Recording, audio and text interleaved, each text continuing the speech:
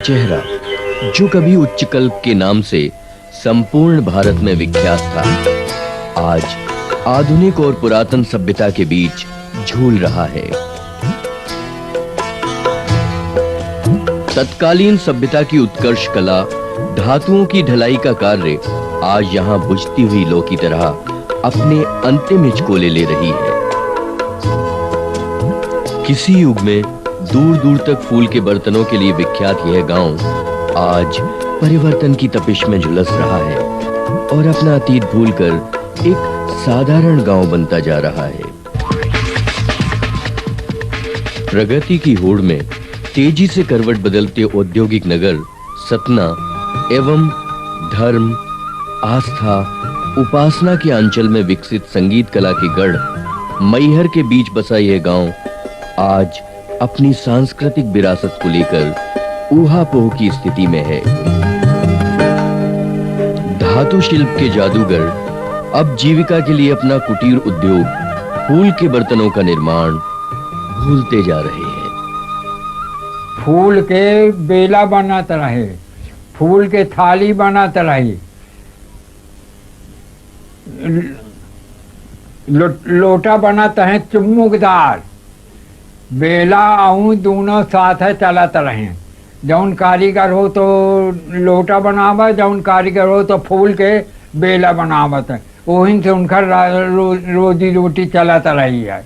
इस फार्म में कारीगरों से माल बनवाती थी और माल उनसे ले करके और बाहर माल सप्लाई करती थी। ज़्यादा माल उत्तर प्रदेश में जाता था। इलाहाबाद, सुल्तानपुर, जौनपुर, बलिया, छपरा, आरा जिला, ऐसे सप्लाई होता रहा है। काम डाउन हो गया पहले के बनस्पत, अब रोजीना काम नहीं मिलता है, इसलिए आज का नौजवान जो है तो अब ये काम मेहनत भी ज़्यादा होती है। आज का नौजवान मेहनत करना नहीं चाहता है, उसको तो बैठे बैठे खाना चाहिए। फूल के बर्तन बनाओ बंद हो गया, आज करीबन 10 साल हो गया। अब हम बूढ़े आदमी, हम यकीन नहीं हो, लड़का करो नहीं चाहे, जे ही जौन सो हाथ है तो करत है। वहाँ अपन दाल रोटी चला रहे हैं, लड़का बच्चा। हमारी इच्छा तो बिल्कुल नहीं, फूल के काम के लिए तो कोई इच्छा नहीं है। फूल की थाली का काम अपने घर में पहले होता था, खूब देखा, खूब सुना। पहले 200 घर यहाँ बिरादरी थी, आज 400 घर हो चुकी है। लेकिन आज पहले 200 घर में 200 घर भट्टियाँ लगती थी, और आज 400 घर में कुल टोटल 30 भट्टियाँ लग रही हैं। उस पर भी कठिनाई ये है कि माल बिक नहीं पाता, कारीगर लोग बेच नहीं पाते, मार्केट में चलन नहीं है। मार्केट में इतनी महंगाई है कि एक थाली फूल की 270 रुपये की, 40 रुपये की पड़ती, 50 रुपये की, और स्टील की थाली उसमें मिल जाएगी 20 थाली। जब बंद हो जाई तो जौन उन्हीं दिखाई तो उन करी है लड़का, अब हम का करी। अब शक्ति के तो बाहर है, अब चलें के डेरा समय आ गया है तो अब कौन करेगा। अब गुण है तो लेते नहीं है, बाप महतारी का गुण लड़का लेता है। जब बापे महतारी रह जाएगा, गुण दूसरे के चरौरी बिनती करी है, दूसरे के सेवा करी है, तब गुण पड़ी है। रांगा और तांबा मिलकर जन्म देते हैं नई धातु फूल को, जिससे बनती है आम आदमी की पहली जरूरत थाली। तांबे के अभाव में आज फूल की धातु कोई नहीं बनाता, इसलिए पूरी तरह लड़खड़ा गया ये व्यवसाय अब किसी को नहीं सुहाता। लेकिन फूल की थाली हर ग्रामीण को सुहाती है, वह उसके गृहस्थ जीवन का अभिन्न अंग है। ब्याह शादी में बिटिया को फूल की थाली देना हर ग्रामीण की एक साध है। यह एक संपत्ति भी है जिसे बेचकर कोई भी अपने कठिन समय में धन की व्यवस्था कर सकता है। स्वागत सत्कार, पूजा अर्चना में फूल का अलग रंग है। वैद्यों का मत है कि फूल की थाली कई रोगों की निवारक है। सोने के बर्तन में 1 लाख रोगों के नाश करने की क्षमता है। चांदी में 1000 रोगों के नाश करने की क्षमता है। और मिश्र धातुओं में सर्वश्रेष्ठ धातु फूल ही है जिसमें 1000 रोगों के नाश करने की क्षमता है। यह रस रत्नाकर नाम की किताब, जिसको कि मैहर के सैद पहाड़ नाम के वैद्य ने लगभग 135 वर्ष हुए लिखी है। फूल के बर्तन का निर्माण कुटीर उद्योग का ही एक रूप है, जहां सब कुछ आपसी संबंधों पर निर्भर है। इस उद्योग में महिलाएं भी पूरे मनोयोग से अपना हाथ बटाती हैं और भट्टी के लिए जरूरी उपकरण घरिया का निर्माण खुद अपने हाथों से ही करती हैं। घरिया मिट्टी का बना वह बर्तन है जो उच्चतम ताप में फूल की धातु को अपनी गोद में बिठालकर उसे गलाता है, सांचे के लिए तैयार करता है। 100 किलो तांबे में 27 किलो रांगे का मिश्रण फूल की धातु के लिए एक शाश्वत मंत्र है। यह समीकरण जरा भी गलत हुआ तो फूल भले ही बन जाए, लेकिन थाली नहीं बन सकती।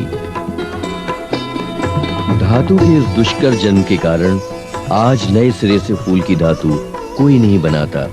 निरंतर कम हो रही पुरानी थाली को ही तोड़कर फूल की धातु की जरूरत को पूरा किया जाता है और इसीलिए 100 वर्ष पुराना यह व्यवसाय सिमटकर आज सिर्फ 5-10 घरों में ही शेष बचा है।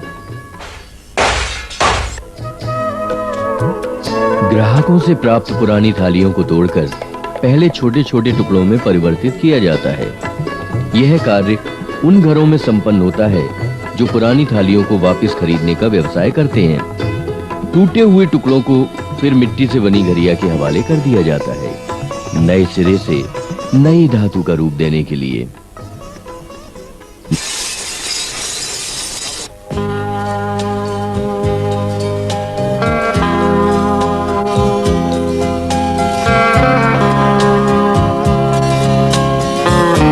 उच्चतम ताप पैदा करने के लिए कारीगरों की पहली जरूरत है ईंधन, जो परंपरागत रूप से जंगल से प्राप्त लकड़ी से ही पूरी होती है।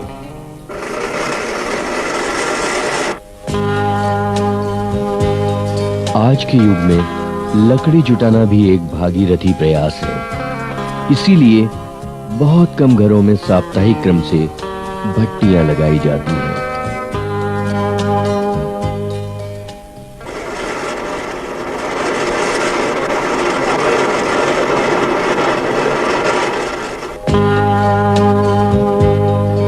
घरिया में एकत्रित फूल की थालियों के टुकड़ों को भट्टी के हवाले कर दिया जाता है, जहां वह गलकर अपना तरल रूप ले लेता है सांचों में ढलने के लिए।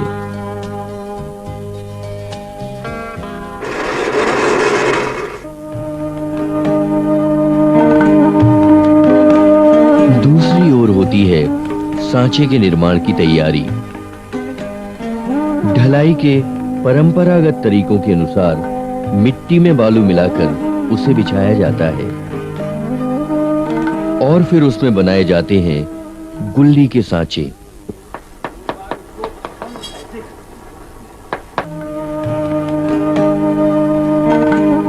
गुल्ली थाली का वह प्रारंभिक शिशु रूप है जो फैलकर बाद में थाली को आकार देता है।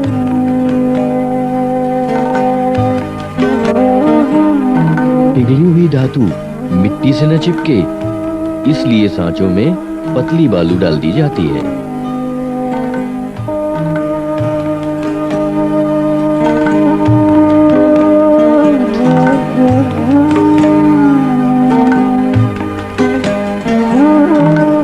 भट्टी से तपकर पिघलकर बाहर आए धातु के तरल रूप को फिर सांचों में ढाला जाता है।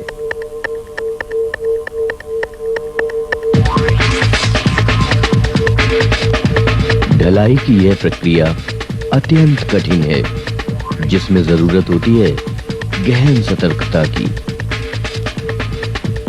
जरा सी गलती शरीर के लिए घातक सिद्ध हो सकती है, इसलिए ढलाई का काम अनुभवी हाथों से ही किया जाता है।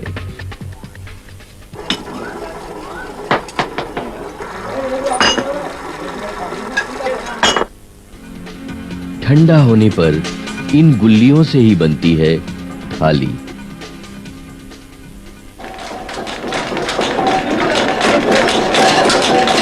गुल्लियों को फिर भेजा जाता है रोलिंग मिल में, जहां दबकर वे रूप ले लेती हैं एक सर्किल का, जिसे कारीगर अपनी भाषा में चंदा कहते हैं। चंदा यानी गोल चंद्रमा का एक रूप जो चमचमाती फूल की थाली का जन्मदाता है। भट्टी में यह चंदा गरम करके फिर पीटा जाता है थाली बनाने के लिए।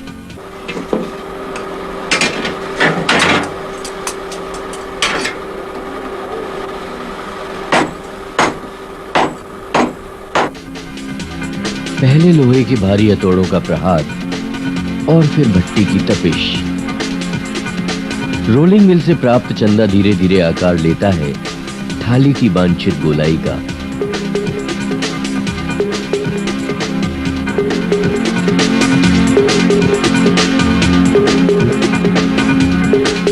और फिर लकड़ी के हथौड़ों के कोमल प्रहार बनाते हैं का पूर्ण रूप।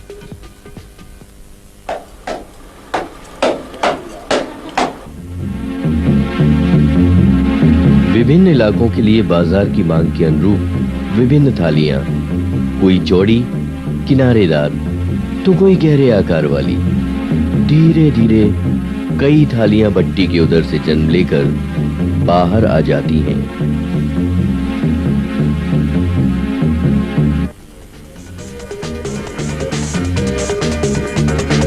भट्टी से निकली थाली स्वभाव से लचीली होती है, जिसे पानी में डालकर टेम्परिंग की जाती है, जिससे वे कड़ी हो जाएं। इस क्रिया में थाली बार बार टेढ़ी हो जाती है, जिसे लकड़ी के हथौड़ों से पुनः सीधा किया जाता है। इस काली गलूटी थाली को संवारते हैं नए हाथ।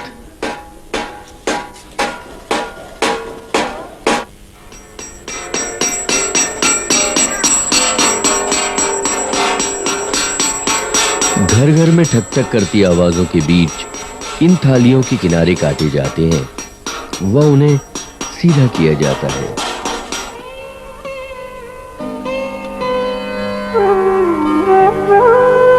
सीधी हुई थाली का अगला पड़ाव होता है वह घर जहां उसकी सतह की छिलाई होती है, इसे आकर्षक और चमकदार बनाने के लिए।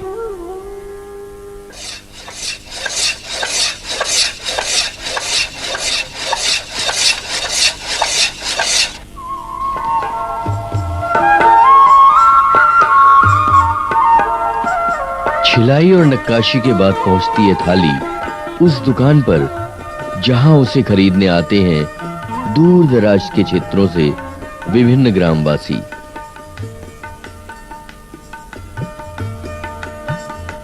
अलग अलग हुनर की अलग अलग बात, अलग अलग नाम। हमारे क्षेत्र में ये उल्टी बागी थाली, रीमा शाही थाली बोली जाती है। पूरे रीवा संभाग में बिकती है और उसको सीधी जिले में जाती है। एक ये थाली हुई कहलाती है कंचननगरी। कंचननगरी थाली ये यूपी में भी बिकती है, अपने यहाँ भी बिकती है। खासकर ये सीधी जिले में बिकती है। वहाँ गोड़ बैगा ज़्यादा है, मही माठा खाने वाले जो है गहराई ज़्यादा पसंद करते हैं। ये पन्ना जिले का माल है, पटेरा शाही और अमानगंजी बोला जाता है। तो इसको जो है हम लोग अमानगंजी पटेरा शाही कहलाते हैं। ये बंगाली टाइप की थाली होती है, बंगाल और बिहार एवं अलीगढ़ हाथरस की ओर चलती है। ये मिर्जापुर शाही कहलाती है, इलाहाबाद जिले और मिर्जापुर में विशेषकर चलती है। ये थोड़ा टेढ़ी पट्टी की थाली कहलाती है, हम लोग धुसड़ी बोलते हैं इसको। मिर्जापुर और इलाहाबाद जिले में बनती है, सुल्तानपुर जिले में चलती है, फैजाबाद की ओर चलती है। और ये जो है बनारस और बलिया जिले में खड़ी पट्टी, एकदम खड़ी पट्टी बनारस और बलिया जिले में चलती है। इसके अलावा फूल का बेला बनता है और बिकता है। ये मंदिरों में घड़ियाल पूजा के काम में आता है, ये बिकता है। ये विजय घंट कहलाता है, विजय घंट और झालरी इसी को बोलते हैं। ये पूजा के काम में मंदिर में लगता है। ये कीर्तन मंडलियों में काम आता है, कीर्तन भजन करने में झांझ बोली जाती है। देहात के लोग, शहर के लोग सभी गृहस्थी वाले खरीदते हैं, खासकर शादी ब्याह में इसका विशेष महत्व है। और शगुन में तो फूल की ही थाली लोग देना अपना सौभाग्य समझते हैं। और इसमें भोजन जो है रुचिकर होता है शुद्धता के कारण, इसलिए इसमें भोजन करना अपना सौभाग्य सा ग्राहक समझता है और अपने स्वास्थ्यवर्धक भी मानते हैं। किसी समय में नरसिंहपुर, बिलासपुर, दमोह, जबलपुर जैसी जगहों में फैला यह उद्योग अब सीमित स्थानों पर ही शेष बचा है। कारण है मूल धातु का अभाव। उचेहरा के कुछ युवाओं ने इस व्यवसाय को सम्मान भी दिया, सोसाइटी बनी और जनता रोलिंग मिल डाली गई। लेकिन सहकारी संस्थाओं के परिचित परिणाम, इसमें भी ताला लग गया और भविष्य का सोच बंद। परंपरावादी घरों के बच्चों ने नए धंधे अपना लिए और धनोपार्जन के लिए तेज गति से नाता जोड़ लिया।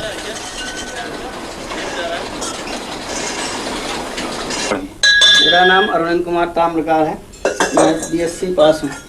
पहले फूल की थाली का धंधा होता था, अब नहीं होता। पहले यहाँ कारखाने नहीं थे लोटे का, तो पहले यहाँ बाहर से आया करता था माल, तो अब यहीं बनने लगा था कि हाँ वाले यहाँ से लेने लगे और नया नया काम में ज़्यादा फायदा होता है। समस्या यहाँ की तो बहुत जटिल है। बर्तन, फूल की थालियाँ बहुत कॉस्टली पड़ती है, इसलिए उसमें ध्यान नहीं जाता है। स्टील का माल लिए दुकानदारों से और बाहर जाकर बेच आए। उसे जो पैसा मिला वो अपनी गृहस्थी में खर्च किया। कुछ तो साथ के पढ़ने वाले सर्विस में चले गए हैं, कुछ अपना किराने की दुकान कर लिया है, कुछ अपना मास्टरी में आ गए हैं, कुछ कोई चाट की दुकान लगाता है, कोई कुछ करता है। इस तरह से अपना जीवन किसी तरह से यापन कर रहे हैं। कोई तरक्की नहीं है। अगर कोई 2000 रुपये खर्च आएगा तो कर्जे लेके काम करना पड़ेगा। फूल जो है तांबे की इतनी महंगाई के कारण फूल जो है बन नहीं पा रहा, और इसकी 3 रोलिंग मिलें थी, वो भी आज बंद होने की कगार में है। और एक जो सहकारी समिति की रोलिंग मिल थी वो भी करीब करीब बंद ही हो चुकी है। और जो एक्साइज ड्यूटी इतनी बढ़ गई है कि जिसके कारण हम लोगों का उद्योग जो है बंद पड़ा है। 100 वर्ष पुरानी फूल की थाली की निर्माण कला आज भट्टी में पूरी तरह गलकर समाप्त होने पर आ गई है। जो पुरानी थालियां हैं वही आत्मा की तरह अपना नया रूप लेकर पहुंच जाती हैं उन हाथों में जिन्हें उनकी दरकार है।